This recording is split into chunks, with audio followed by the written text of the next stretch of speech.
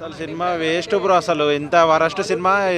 2026లో ఎప్పుడు చూడాలి ఇట్లాంటి సినిమా, ఎప్పుడు చూడాలి. అసలు ఏం బాగాలంటే స్టోరీయే లేదు బ్రో, అసలు కంటెంట్ లేదు. అసలు యాక్టర్లు ఎందుకు వస్తారో అర్థం కాదు, హీరోయిన్లు ఎందుకు వస్తారో అర్థం కాదు, మ్యూజిక్ ఎందుకు ఉందో అర్థం కాదు, ఏం లేదు అసలు సినిమా. ఏంది డబ్బింగ్ సరిగా లేదు, మొత్తం బూతులే బ్రో. కేజీఎఫ్ ఎక్కడో సినిమా బ్రో, అది కర్ణాటక ఇండస్ట్రీని టాప్ లేపింది. ఈ సినిమా ఇంకా కిందికి లేపుతుంది, అట్లుంది సినిమా. ఏం లేదు బ్రో, అసలు యాక్టింగ్ లేదు, మొత్తం బూతులే ఉన్నాయి సినిమా మొత్తం. ఇంగ్లీష్ బూతులు, తెలుగు బూతులు, అసలు ఇలాంటి సినిమాలు అవి ఏమైతే బోల్డ్ సీన్స్ ఉన్నాయి అవి వేస్ట్. చిన్నపిల్లలు చెడిపోతారు ఇట్లాంటి సినిమాలు చూస్తే. చెడిపోవడం తప్పితే ఏం లేదు బ్రో సినిమా.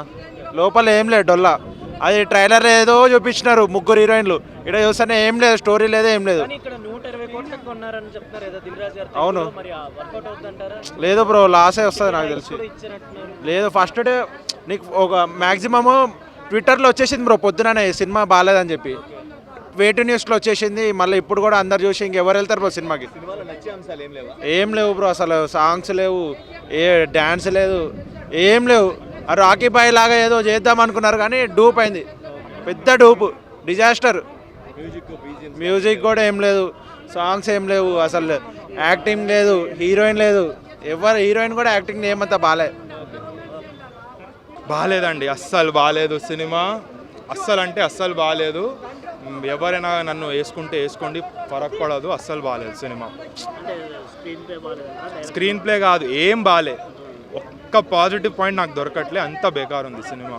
3 hours 14 minutes పెడితే మీరు కనీసం మీరు రిలీజ్ అయ్యే ముందు మీ కట్స్ చూడరా? మీకు అర్థం కాదా ఎట్లుందని చెప్పి సినిమా?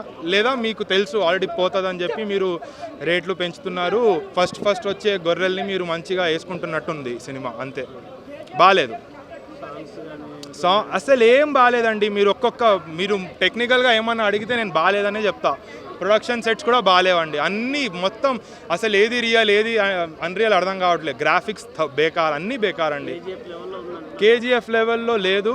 కేజీఎఫ్ లెవెల్ని మళ్ళీ ట్రై చేశారు కానీ అది వర్కౌట్ కాలేదు. ప్లస్ కేజీఎఫ్ ఫార్ములా మళ్ళీ వర్కౌట్ అవ్వదు. అది ఆల్రెడీ సలార్ అప్పుడే మనకి అరే స్లో మోషన్ ఎక్కువ ఉందనిపించింది. ఒక ఎలివేషన్ కూడా మీరు లెవెల్లో పెట్టాలి. మీరు ప్రతి 5 minutesకి ఎలివేషన్లు పెడితే, స్లో మోషన్లు పెడితే నడవదు. ఆ టైం పోయింది ఇక. సో ఏం బాగాలేదండి. మీరు 3 hours 14 minutes అంటే దురంధర్ లెవెల్లో పెట్టారు. మీరు ఒకప్పుడు దురంధర్ రిలీజ్తో పాటు పెట్టారు. ఎందుకు మీరు మళ్ళీ తీసారు అనేది ఇప్పుడు అర్థమైంది. 100% ఇది అసలు వేస్ట్ సినిమా. వేస్ట్ అంటే వేస్ట్ అండి. ఇప్పుడే సినిమా చూసిన భయ కేజీఎఫ్ హీరో తెలుసుగా మన ఎస్ అన్న. కేజీఎఫ్ కన్నా మించిపోయింది భయ. ఏంది భయ ఆ విజువల్స్ వండర్ భయ.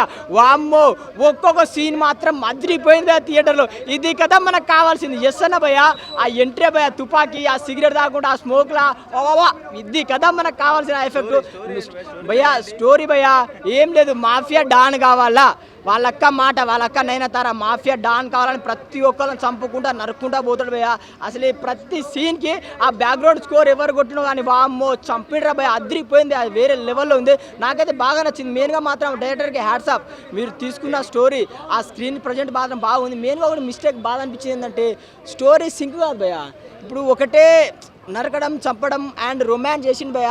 అది 20+ కూడా చూడదు భయ సినిమాని. అంత రొమాన్స్ అంటే రోతా సినిమా భయ అని చెప్పుకోవచ్చు ఈ సినిమాని.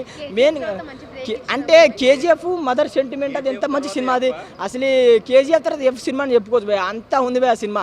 అంటే మనం ఎస్ గారిని ఆయన యాక్టింగ్ మాత్రం హ్యాట్స్ ఆఫ్. ఆయనకి ఇచ్చిన క్యారెక్టర్ మాత్రం అసలు ఆ చంపడాలు, ఆ నరకడాలు, ఆ కట్అవుట్ మాత్రం సూపరు. 3 హీరోయిన్ పెట్టిలుగా భయ, ఏం రొమాన్స్ భయ అది. ఏ అమ్మ ఎస్ అన్న వస్తాడు పోతూనే ఉంటాడు. అది